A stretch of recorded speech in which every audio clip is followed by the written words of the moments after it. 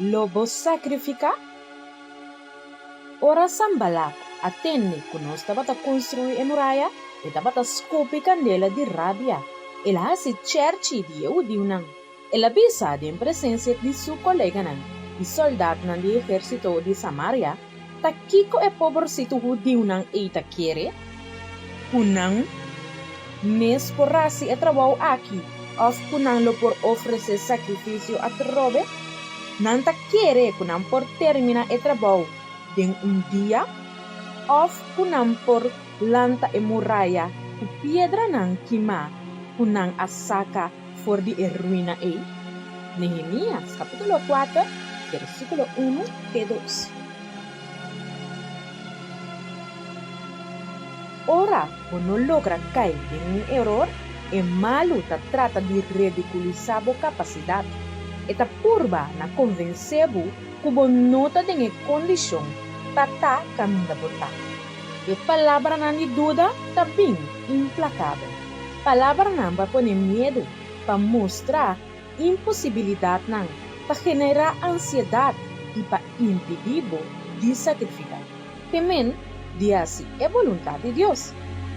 E a atitude do povo de Israel diante e confrontação estava para continuar com o trabalho.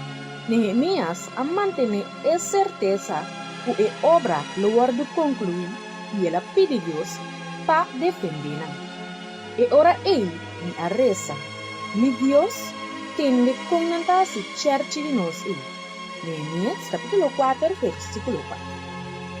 E não a logra liberdade acaba com a muralha. Não a sacrificar? Sim, nós está sacrificar.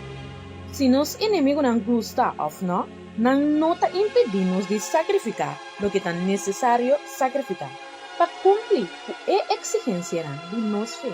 Inimigo não lança a palavra na malo, maneira flecha envenenar com esperança que é lo 30 bem em de seu coração. Essa aqui está a dúvida.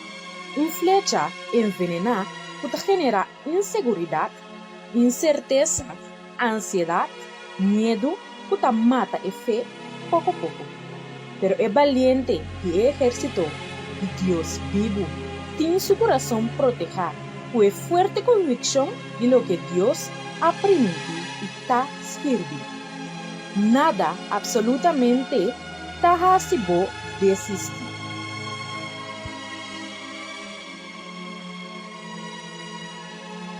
Máximo le quita a oração de rebeldia. Pedi tata para pôr atenção na situação. Mi Deus tende com nada se cerce de nós. Proteja o coração contra a flecha não de dura.